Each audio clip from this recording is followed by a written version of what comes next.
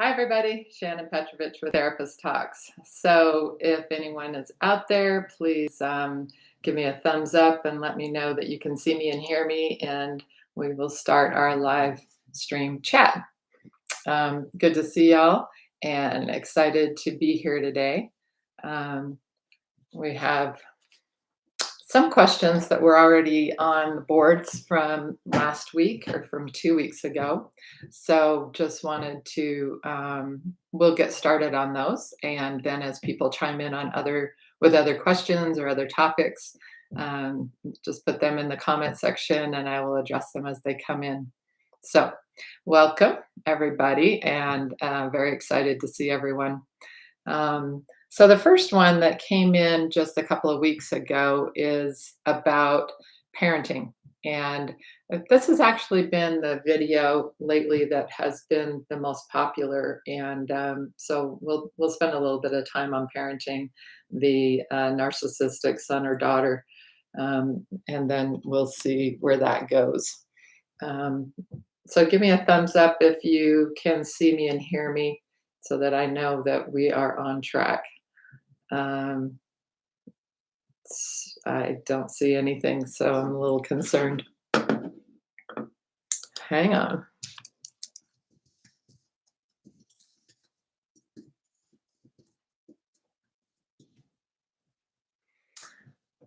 Anyway, so parenting the narcissistic son or daughter, and this also includes son-in-laws and daughter-in-laws. So that's something that we will include in that as well. And a lot of people are struggling with these days, and this is a really painful issue. So, okay, I got a thumbs up. That's good. Thank you very much. All right, so the question came in a couple of weeks ago, actually, after the last live stream, and it was a person talking about addictive mothering is what she called it. And that's kind of a harsh term in my mind because truly parenting is something that's so crucial.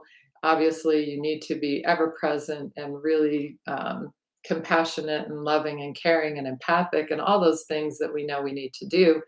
And then when you are doing that and your son or daughter turns into this narcissistic person that is really hard to tolerate, it becomes a huge challenge. And so how do you deal with that? And truly the thing to do is to start with boundary setting. We'll start with reality. So in my book that I've talked about a little bit, Out of the Fog into the Clear, I talk about how you've got to separate your rational mind, your emotional mind from your rational mind. And so your emotional mind is that fight, flight, freeze, emotional, reactive mind. And then you've got your higher cortex, which is your cognitive centers, your rationality. So a lot of times we get caught up in this fight, flight, and freeze, and we can't take everything upstairs and reason through it. So when you are in a relationship with someone who is toxic, narcissistic, abusive, or other kind of toxic relationship, you first have to assess the reality because we get so lost in what we hope, what we wish, and also sort of who we are.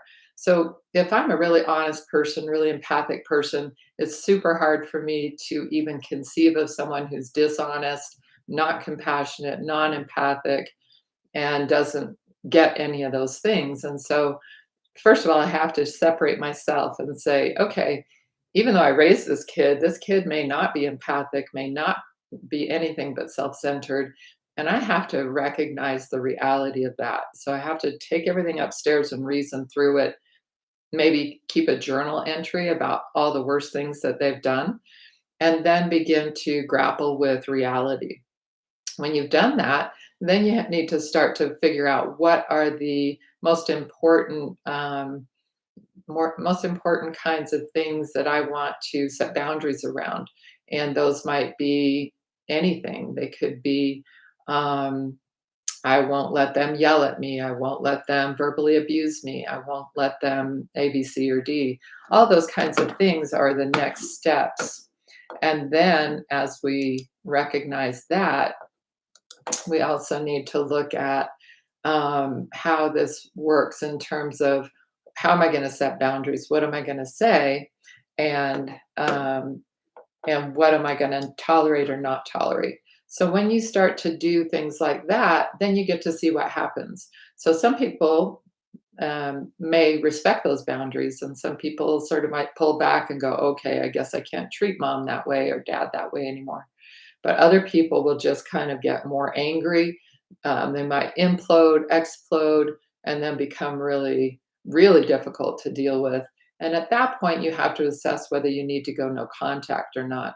And it may be important for your own sanity, for your own sense of emotional safety, that you have to go no contact.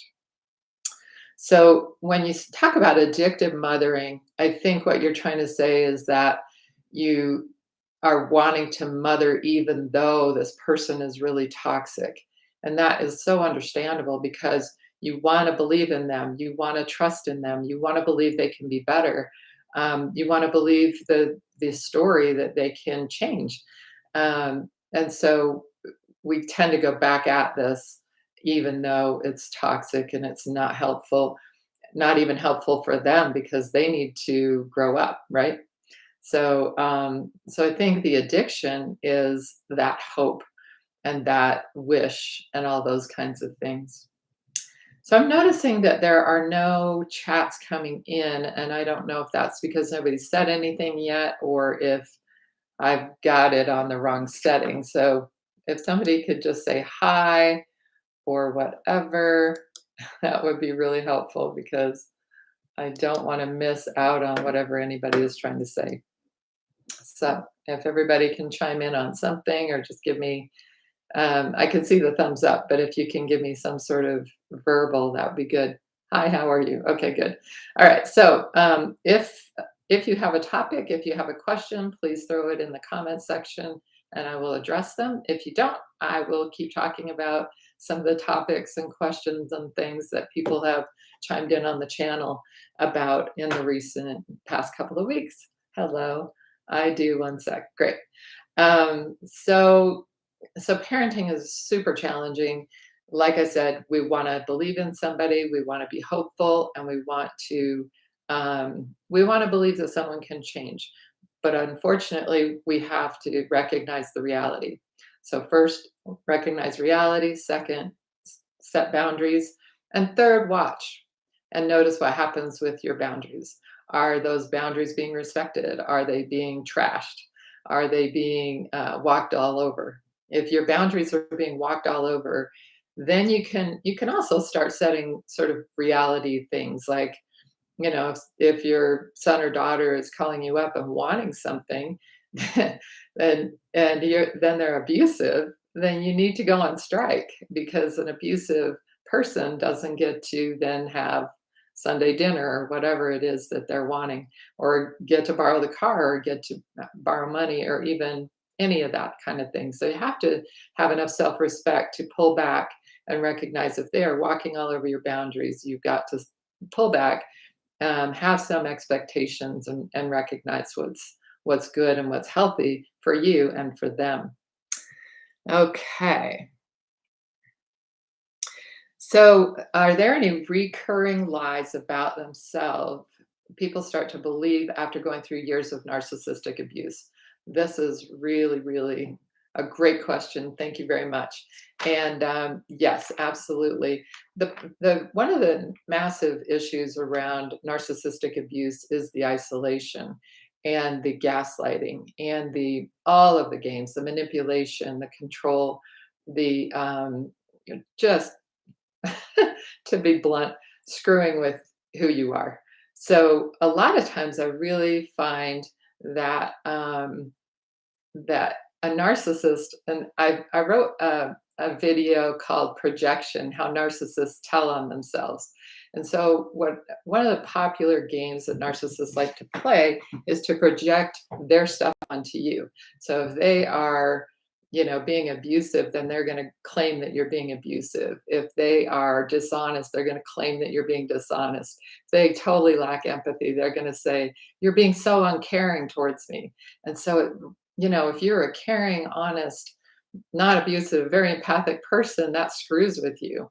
And it makes you think, oh, am I doing this wrong? Am I screwing this up? Am I being awful to this person? Am I an awful person?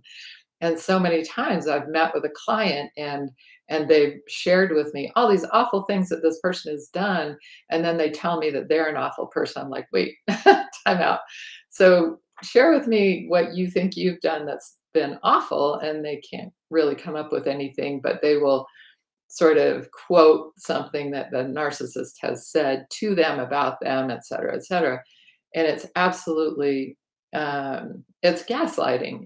And unfortunately, it really does work when you're also isolated, when you're also being daily harassed with this stress.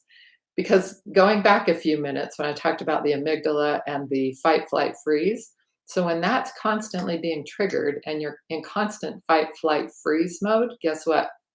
Those upper cortex things, those rational judgment centers, they are offline, just like your computer has been unplugged.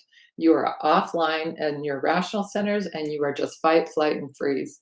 And so you're just coping and you're just getting by. And there's nothing but reactivity going on inside of you. And in fact, the question that I answered earlier, she was talking about how she um, has been on fight flight for so many years that she was just depleted. And that's true too, that when your cortisol, when your adrenaline's constantly going off, you get a cortisol buildup in your brain and you become completely depleted. And when that happens, you are just functioning barely. You're basically, yeah, it's just brutal. And so you start to believe whatever the narcissist tells you. They're also kind of screwing with you in terms of love bombing and then devaluing, love bombing and devaluing. And that's how they create the trauma bond. And so when they love bomb you, then you think, oh, okay, so I'm getting a little breadcrumbs here. And when you sort of go, oh, and then they devalue you, you buy into it because they've just told you that they're basically the only one who loves you. So it is this messed up abusive situation where they hook you and reel you in and hook you and reel you in, and that's the essence of the trauma bond. A lot of people don't really get this really important connection. It's the cycling of the love bombing and devaluing that creates that trauma bond and really solidifies it. If there was never any love bombing, then you would eventually kind of go, ah, I'm not getting anything out of this. But just as soon as you're ready to do that, they throw in a little love bomb or throw in a little something else, and it just hooks you and reels you back in just enough to make you think, oh, they do love me. Oh, this is going to get better. This is going to change. And then you're in it again. And that's awful because every time you go back into it and get that little hit of dopamine, that little hit of love breadcrumb, and it's not real love, but it's that little hit of love breadcrumb, then you feel like, oh, maybe there's some hope, and then you're off to the races again. And because again, we're empathic, we're hopeful, we're those kinds of people, we buy into that hook, line, and sinker when we need to stay into our wise mind. Um, so that is the essence of what of why there is that recurring when there's that recurring narcissistic abuse, you do start to believe all those things about yourself. So in my book, I talk about how you can, people coming out of this abuse have zero self-esteem. They don't even know who they are anymore. And one of the reasons is because we have a tendency to focus all of our time, energy, attention on the narcissist's moods, their emotions, their needs, their thoughts, their wants, everything about them, because that's what they demand, right? And so when you are doing that constantly, you're training yourself to be all about them and you're completely neglecting you. So coming out of that, there's this emptiness that is vast. You don't know who you are. You don't know what you like, what you want, what you need, what you think, what you feel. There's this just empty, empty hole, and it's brutal. It's absolutely devastating, really. And so when you come out of that, you've got to rebuild. And that's part of why I really want this um, this channel to be a community, because so many people in the world are going through this and they feel so alone. And I don't want anybody to feel so alone in this, because when you're alone in this, you get messed with and you think that you're the wrong one, you're the messed up one, and you start to feel like you are just a mess and you can't ever recover. So, this is really, really important that this community become a community and that no one feels alone and that people can reach out and that other people will chime in and support them. And that's just super important to me. Yeah, it is evil. I don't know what other word to use. So once you understand trauma bonding, you get ahead of their game. That's true. Once you understand that trauma bonding is happening, and here's where, you use the word understand, and that's the key. So, as we've talked about, you've got to separate those two things. I have to recognize that it's my little reactive emotional mind that is trauma bonded to the narcissist.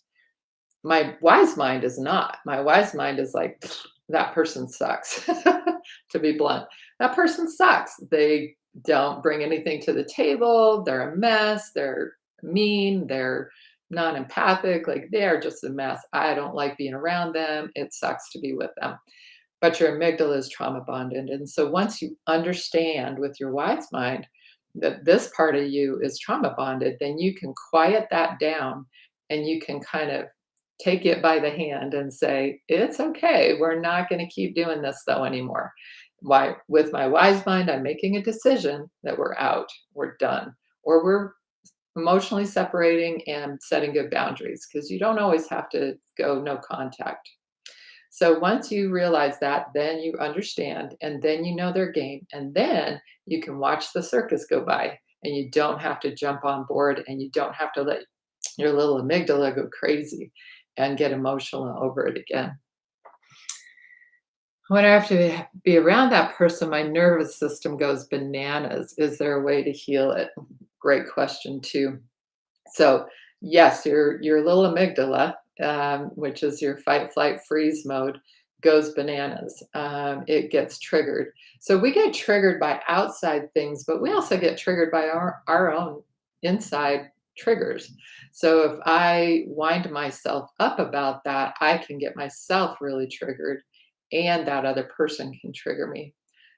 At the same time, my wise mind can say, you know what? I don't have any reason to be afraid of this person anymore. They can't hurt me if I don't let them hurt me. I'm out of this emotionally and I have to be around them, but who cares? I don't care what they think anymore. I don't care what they feel, want, need. I'm done. So emotionally, I'm done, even if I have to be around them. I can watch the circus go by and not jump into the monkey cage and go crazy with them. So, yes, you can emotionally detach. I did a video called Observe, Don't Absorb, and this goes into a lot of detail about that. But it's really critical, and I also do it in my book, where when you realize who you are and that you are a separate person from them and you don't need that anymore, then you can emotionally separate even if you have to be around them. Because a lot of people do have to be around that narcissistic person in their lives. And so that's why I talk about boundaries and stuff like that. And a lot of people will say, yes, that doesn't work. Boundaries don't work.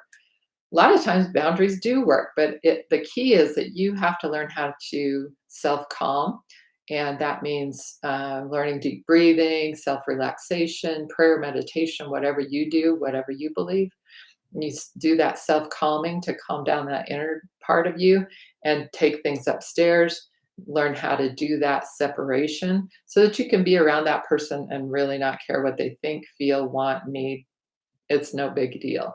By doing that, we can learn to play well in the sandbox with pretty much anybody. And that's not easy, but it is doable. And it's really empowering when you feel like you can do that around that person if you have to. If you can go no contact, heck yeah, do it. But if you have to be around that person, this is the way to do it. Um, okay. Thank you. Yeah. So narcissistic abuse is very alienating. And if a person hasn't been through this, they tend to be really cruel about it. People will say, well, why don't you just get out? Or why don't you just leave the a-hole? Or why don't you just cut them off or whatever? If you haven't been there, if you haven't been trauma bonded to somebody and recognize how messy that is internally, how emotionally upsetting and how emotionally distressing that is, it's really alienating. And you're being isolated actively by this person anyway. They're cutting you off from everybody. So you're already feeling alone and isolated. You're already feeling like you're living on breadcrumbs. You're already feeling crazy because they're gaslighting the crap out of you. And so you feel alienated from other people in the world, and it can be really hard. That's why, again, this community is so important to me. Um, yeah, so that the ex was everyone's best friend and do different to others. Yeah, so a lot of times the gaslighting is so profound because they are really good at screwing with you while they're really great to everybody else. And so then you are the crazy one and you are the whatever, and you are getting that disrespect and that disregard and that devaluing and all that negativity, and everybody else loves them and thinks they're amazing. And I've, had lots and lots of clients who had that experience, and it's absolutely devastating because it just reinforces all that self-hatred that you start to do. And from that place, it's just a painful downward spiral. So again, you have to separate and get clarity on what's really going on, and then set boundaries with that person. And then, if you have to find a new set of people to hang out with, you have to find a new set of people to hang out with. It's not the end of the world. The end of the world is when you are so trauma bonded that you're actually doing their dirty work for them. You're talking so negatively about yourself to yourself inside your own head that their work is done. And that's the thing that I find the most tragic, is when somebody is so self-deprecating that they're actually suicidal. They actually feel like they don't want to live anymore. And that to me, that's the end of the world, right? So getting a new tribe, getting a new bunch of friends may be what you have to do. You have to be truthful with yourself about what's happening and how it's making you feel. And you have to start separating from that person. And if that means separating from everybody in that circle, so be it. It's more important that you save yourself. No contact is extremely difficult with your own children. Absolutely. And that's why it may be helpful to do the watching the circus go by, learning how to play nicely in the sandbox.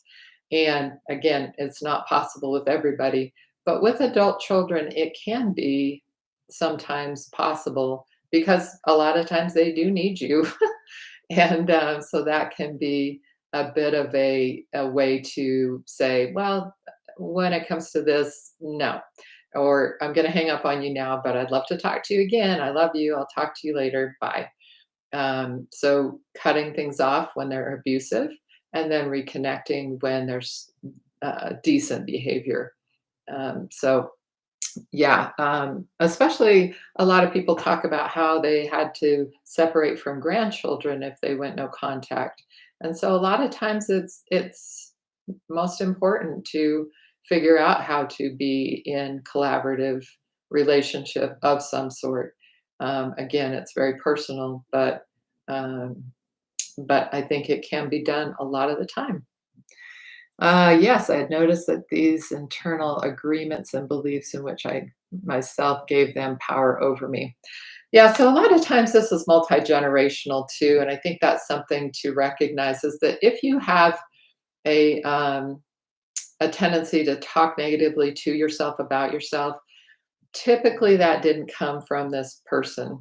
Typically, you brought that with you into your adult life from some really old relationships and old experiences. And it's really important. I talk about this in the very beginning of my book. Do you have an abusive relationship with yourself? And that is the most important thing to start with. So you have to flesh that out and figure that out. and see if you can't get to the bottom of that. Who told you those things? I mean, kids don't come into the world thinking awful things about themselves. They're taught that by somebody. And they're not necessarily directly taught that, but they internalize that from the experiences they're having in early life. And so what we've internalized carries on if we don't take a look at it and go, ah, that's BS. That's not who I am. So you take that out and look at it, and then you take out the truth about you. Well, I know I'm an empathic, caring person who believes in people, who trusts people, who is generally kind and caring. So those are the truths about me. These other stories about me, those are old stories that have to do with that other person. But the problem is that that narcissist can zero in and find those old stories in your head. They like have this radar and they just go zooming in and they find those old stories, those insecurities, and they will push that button and push that button until the cows come home. Especially your adult kids. They've literally watched you from the time they were born. And so they know your buttons. They know which ones really work, and they will push that button and get what they want. And that's the essence of that narcissistic behavior. I want what I want when I want it. If you're not giving it to me, I'm going to pressure or do whatever I need to do to get my way. So you've got to unwire those buttons by taking a look at that on a really deep level and getting rid of those old stories. Um, Is having a narcissistic adult child rare? Definitely not. Not anymore. I don't know what it was like in the past, but that is my most watched video these days. And so it's very not rare. I'm thinking of doing another video probably this next week, and it's becoming more and more common. I don't I think our society right now is very narcissistic and is promoting of narcissism. And so I think a lot of young people are fairly narcissistic and narcissistic traits. I wouldn't say personality disorder. That's kind of a whole nother level. I don't want to get into the weeds of that. But it's not rare at all. You're in good company, unfortunately. And a lot of people are struggling with that. And in my client base, not just on this channel, but in my client base, I have a lot of parents come and talk about their narcissistic adult kids, sons, daughters, and also sons-in-law and daughters-in-law who have hooked in their sons or daughters and separated the family. And that's tragic too. I've had a lot of those situations where um, the in-law, son-in-law or daughter-in-law connects to their son or daughter and then literally divides and separates the family. When that happens, you're stuck in the middle. In a way, your child is stuck in the middle too, and they often side with their spouse against you, and that can be incredibly tragic.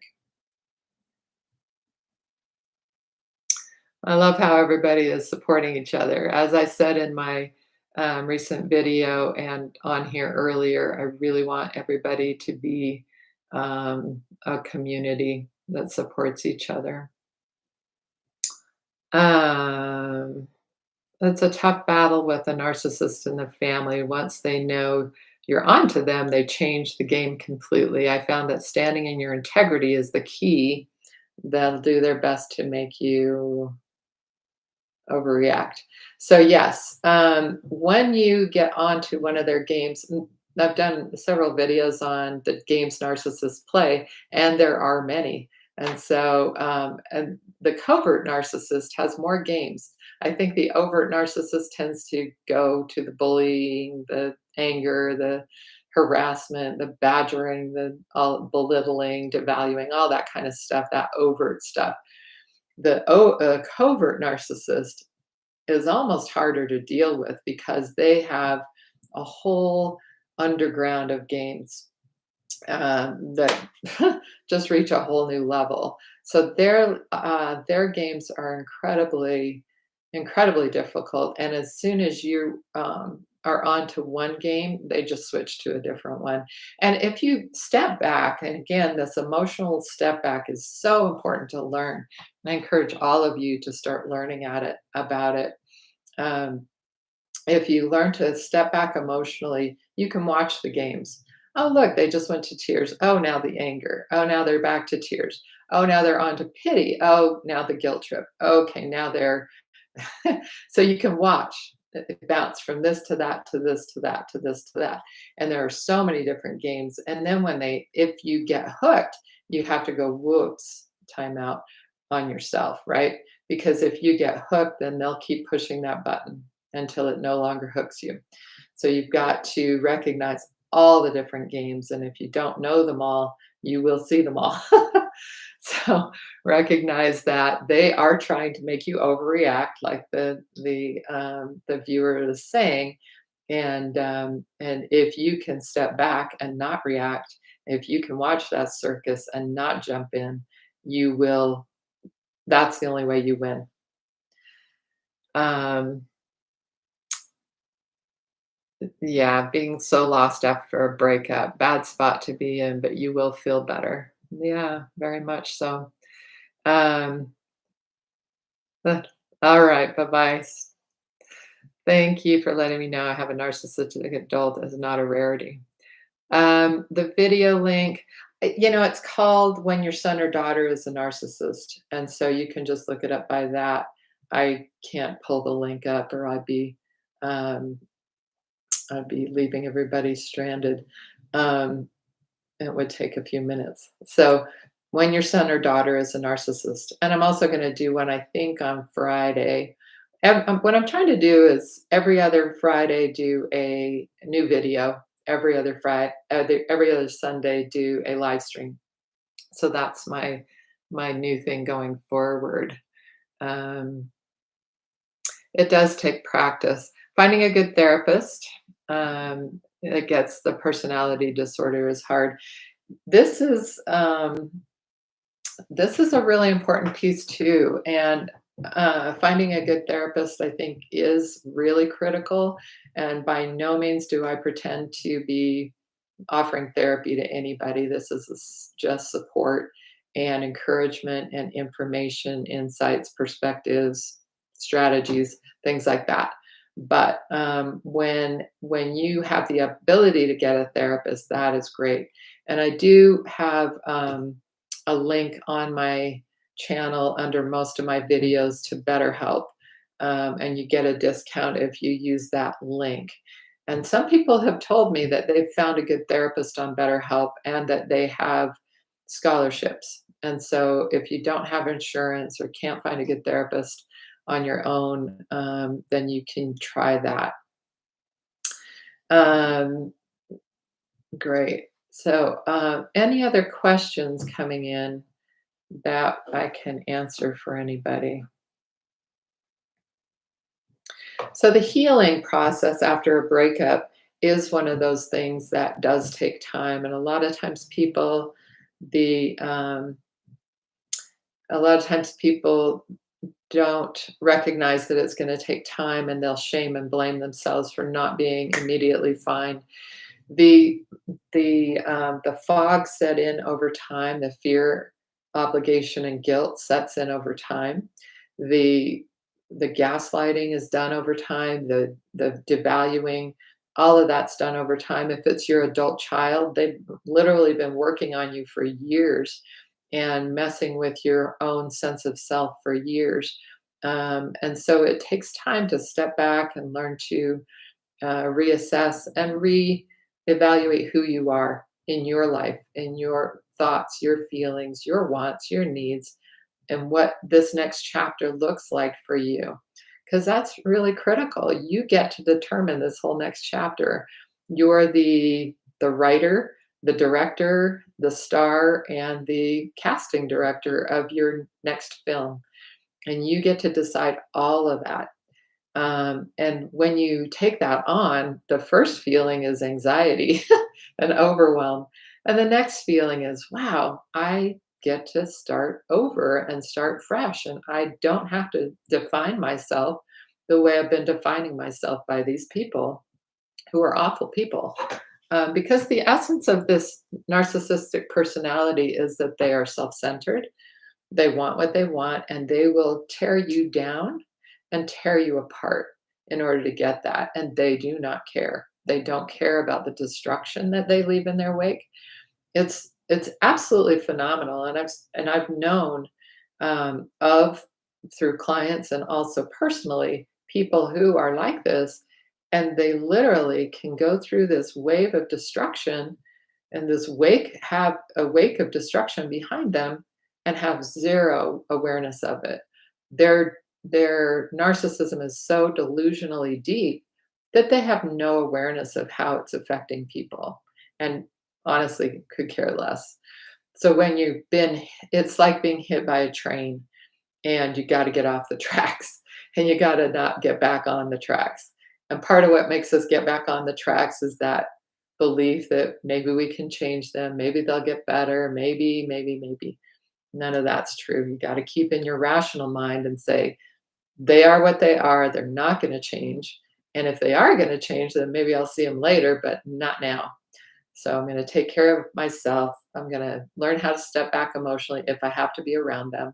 And I'm going to walk through this and get to know myself and get to know what I want, what I think, what I feel, what I need, and what the rest of my life could be like. I mean, I've known people to go out and make brand new relationships with brand new people and make brand new hobbies and volunteer work and all kinds of things. There's no reason in the world that you need to stay stuck in the definitions of this person who is really sick and really twisted and put you in this nasty, awful box and put a lid on it. That is not who you are. So when you get out of that box and you go, whew, and you get overwhelmed initially, take a breath and then start to do some journaling and figure out what the rest of your life wants to look like. And you might kiss some toads, you might do some volunteer work and go, I don't even like that. Let it go. Move on to the next thing. Try something else and see what happens next. There's no loss in trying different things. All right. So we have a few more minutes if anybody else has a topic or wants to jump in. I did have a question too that I did want to address about dealing with aging parents who are narcissists. This is another one that's really tough, just like adult children. And also, I've even had clients, and this is incredibly sad, who've had a narcissistic parent, a narcissistic spouse or ex-spouse, and then a kid that turns into a narcissist. Wow. So in that in that pressure cooker of having all these people in your life, you really do have to learn how to step back. You have to recognize, okay, I do need to do this, that, and the other for my parent, or I don't need to do anything for them anymore. I need to set this, that, and the other boundary with my parent, or this is hopeless. I have to go no contact. So, again, using your wise mind, recognizing that you're very trauma bonded to your parent if you've been raised with that. And so your amygdala is just firing off all the time around them.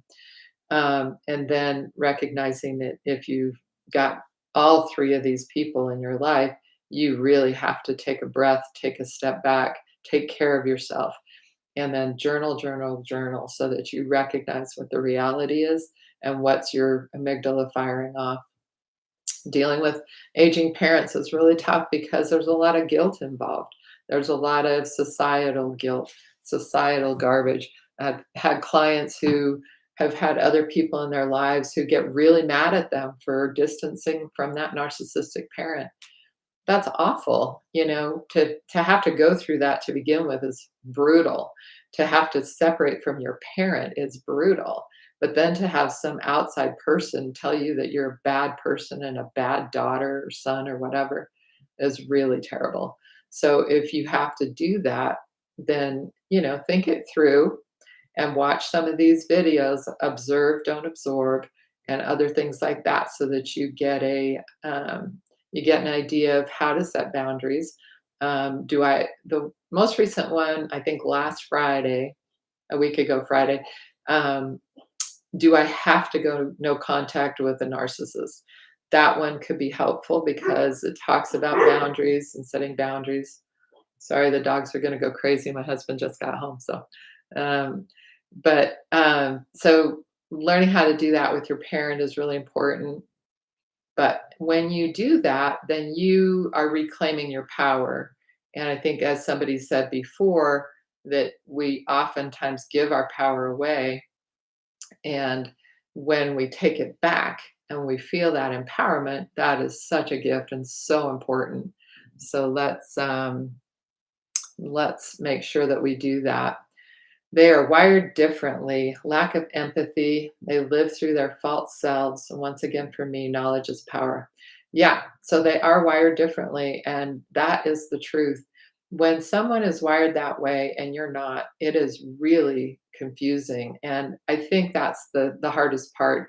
And if you got into that relationship young, or if, again, like it's your parent, and so they've trained you that this is normal, and they've trained you that this is the way they act and that you have to tolerate that, it's really confusing. When someone lacks empathy, it's so baffling, um, because that is it's just not human. Sorry, it's not humanly normal, and it's incredibly sad. Um, but when that happens, and then when someone gaslights you around it and says, "Oh yeah, I'm a really caring, empathic person. I'm the most empathic person you'll ever meet. I'm the most caring person you'll ever meet." You go, "Okay." And if you're not sort of recognizing the depth of screwiness of this person, then you can get sucked in by that. So I also talk in several of my videos about I talk about developing a trustworthy creepometer. That's one of my favorites that I did a couple of years ago, actually. Developing a trustworthy creepometer. So I looked that one up. That's fun. And then my empathy is killing me. That was one of my other favorites that I think is really important. And I use both of those in the book. These are two really important concepts because, again, if you're an empathic person, if you sort of trust people out the gate, you're going to get bowled over by these people. But I talk about how you can step back and watch a person's actions, not their words. Talk is cheap. Actions are what speak volumes. So if you're with a person and you're watching them and they are mean and they're talking about people in mean ways and they're laughing about people's pain, but then they tell you they're caring and they tell you they're all about their family or whatever, you just like, okay, yeah, right. And you know in your heart they're just full of crap, right? And so it's really important to watch people's actions, watch how they treat the bus person and the waitress, and watch how they treat their dog, and if they have one, or somebody else's dog if they don't. If they don't like your dog, then that's bad news. So, um, this they are wired differently, and when you meet a person like that, you tend to feel like you're crazy. And if that's what you're feeling, stop, stop. You have to trust your own gut and recognize that is their bad, that is their wrong, that is their weird wiring, not yours. So everything you need to know is going to show itself. You just have to watch with your wise mind and not your little amygdala. In my video, I talk about how to develop a trustworthy creepometer and the one thing that will make it stop working, and that one thing is sex. If you get physically involved with somebody too close, too soon, before you know them, before you trust them, you will derail your creepometer. You will derail your higher cortex, really, your rational centers, and you will start to be in that amygdala. So you need to step back, watch somebody, notice who they are, really get to know them. If you don't trust them with your car keys, your house keys, your PIN number to your bank account, you have no business trusting them with your body. I'm sorry. I'm just going to be blunt. It's it's so mind-boggling to me that there's this sort of cultural thing that third date you're in. No, you need to step back, take care of yourself, watch this person, notice what happens when they're frustrated, notice what happens when they're angry, notice what happens when they're disappointed. All of that stuff. You need to know how this person is wired because not everybody is wired like you. Um, my daughter only cares about her dog and not people. That's an interesting thing. I've actually known some narcissistic people who are decent to their dogs. I don't completely understand that, but I think it's a trust thing and they can care about one thing, but not anybody else. Um, Okay, my ex-husband turned my son against me. I am so sorry. And this is so common in when someone has dealt with a narcissistic partner and then one of their kids kind of sides with the narcissist. This is tragic. And all I can say is that you have to really learn to rebuild yourself and take care of yourself because in a sense, if you look at it from the child's perspective, they've watched this thing play out over the years. And there was somebody who won, and there was somebody who lost. There was somebody who was powerful, and there was somebody who was not powerful. And so some kids are going to side with that powerful one. And they're going to take on those traits and they're going to do all of those types of behaviors. So, what you need to do is take back your power within yourself, within your relationship with your spouse or ex spouse, and within your relationship with your son. And you can even say to him, I understand that you've been watching this play out for years and you've watched your dad tromp on me for years. I'm not going to let that happen anymore. I'm different now, and I'm not going to play that game anymore. So you cannot treat me that way. You cannot talk to me that way. When you do, I'm going to hang up or I'm going to leave or whatever. And I love you and I want this relationship to be better. And I hope you want it to be better too. And so let's talk about this. So you can really be transparent in a sense with him about what's gone on and how you feel about it. And also that you see him acting in some of the same ways and you're not going to tolerate it. It's a tough one.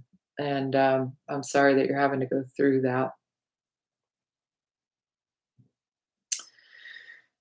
Let's see. My daughter has had so many failed relationships and think it takes it out on me. I feel so emotionally bullied by her.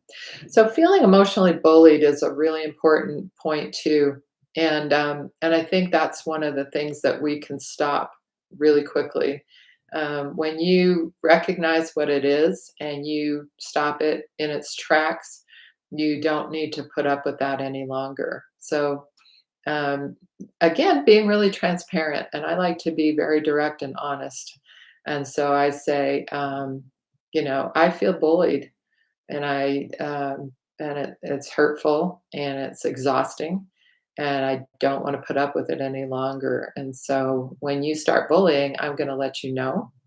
And and if you can stop, that's great. We can stay in relationship, but otherwise, I'm going to have to hang up. I'm going to have to separate from you for a time. I like to, think of no contact in short bursts at first, especially with a kid or with your aging parent or, somebody that you don't want to just go no contact with. Think of no contact or hanging up the phone or stopping. Don't think of it forever at first. See if they can grow into it. See if they can come back and recognize that this is solvable, salvageable, and that sort of thing. So setting boundaries, letting them know that you have put up with this from their other parent for all these years, and you're really not interested or willing to be bullied any longer, and they will have more respect for you and they will recognize that what you're saying is correct and true. And you can say, I don't treat you that way and I don't expect to be bullied by you. Because, in a sense, sometimes kids who've grown up watching this dynamic, they don't really recognize it. They talk to their parent in those ways because that's just how they've always done it and they've gotten away with it. And so they just don't think any differently of it. So you have to reteach them that these are your boundaries and this is who you are and this is what you will and will not put up with. And that takes a little bit of time and it takes a little bit of um, nuance to be really blunt and really direct with them. I understand it. I've put up with this for all these years. I get that. And I get that it's confusing that I'm changing and that I'm growing these boundaries. And I am. And you're gonna have to, recognize that I respect you and you need to be more respectful of me. So I hope that's helpful. She mirrored her abusive father. Yep. My daughter's in her 50s. This has gone on all her life. I finally had to cut ties. Yeah, and so, it may be that you have to cut ties and stay cut. But it may be that you can reconnect and you can say to her, you took on these traits and it was unbearable. And so that's why I cut ties. And I hope that maybe we can reconnect and we can have a new relationship, but it needs to be one based on mutual respect and mutual care and concern. So, anyway, again, when it's your adult child, and that's so devastating, you want to see if there is a possibility of reconnection and boundaries. And you're not going to, if that works, it's great. If it doesn't work, you're in the same place. So I think it's worth trying if you haven't yet. But you need to feel like you're in a strong enough place. You need to feel that you have the ability to have some boundaries, to speak for yourself, and not to sort of get bullied down again, and that you have the ability to hang up if it warrants that. My son is 35, he has bipolar 2, and a therapist did say that bipolar mimics narcissism. Plus, my son self-medicates with alcohol.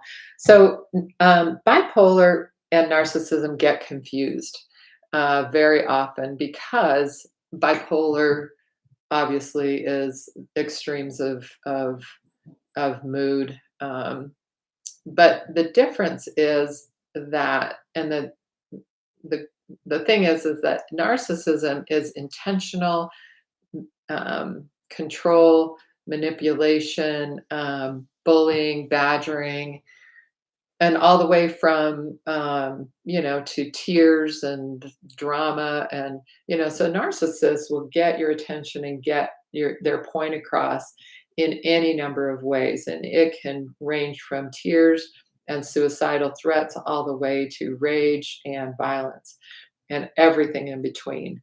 And when that's occurring, people go, oh my gosh, it's bipolar, he's manic depressive, or she's manic depressive, or whatever. But those moods and are those swings of games, really manipulation games, are not the same as moods. Those are, so when you see somebody turn it on and turn it off, and I've coached a lot of people around this. So somebody is raging, raging, raging. You call the police. The police show up, and they're sitting there pleasantly conversing with the cop. Um, that's narcissism. They've turned it on. They've turned it off.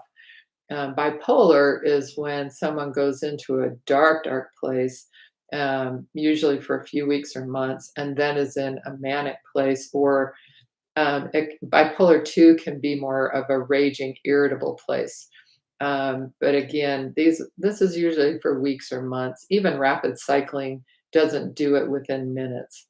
And so, but then there's also the possibility that he has narcissistic traits and bipolar 2.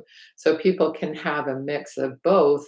But yes, it does get confusing, and a lot of people are misdiagnosed, and those things get very confused in terms of, but one is a mood disorder, and one is really an attitude, behavioral belief system, feeling like it's their right to rage at you, their right to get their way, whether they're threatening suicide or raging and violent. Um, Yeah. So I think we're going to go ahead and wrap it up. I was discarded too by my ex-husband, ex-narcissistic husband.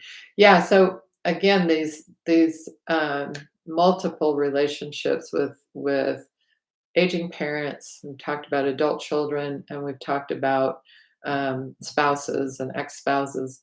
Um, and all of those relationships are extremely painful, and all of us need to take care of the the internal dialogue that either supports us or dogs us and tortures us. And when that happens, we need to change it and become supportive, encouraging, and we need to be our own best friends. In other words, if you were to have a best friend who is going through what you're going through, how would you speak to them?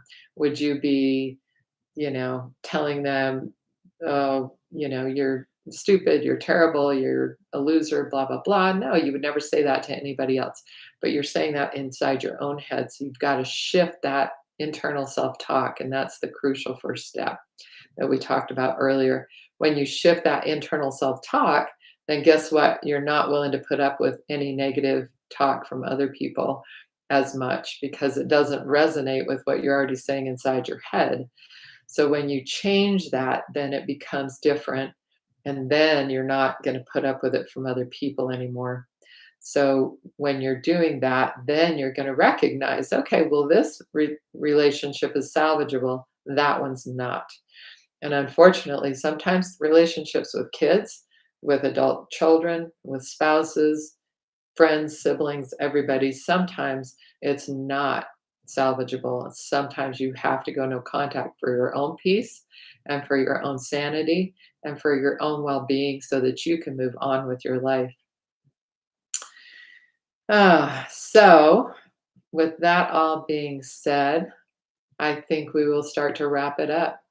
So, like I said, I'll be doing a video one week and live stream the other.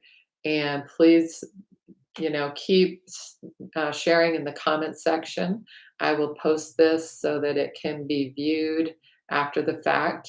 And let me know how else we can help and what other topics and questions you would like answered. And I hope this was helpful today. Um, it looks like everyone has been beautifully supporting each other. As I said before, one of my visions of this channel is to create support and encouragement amongst all of the viewers, all of you, and that no one in the world who's going through this has to feel alone, that they can have information and encouragement and a sense of not being alone, a sense of support and love and encouragement.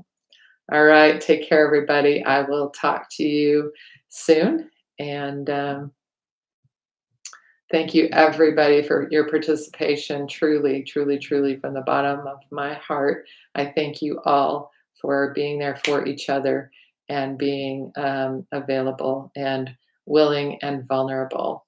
And it's wonderful. All right, take care. Bye bye.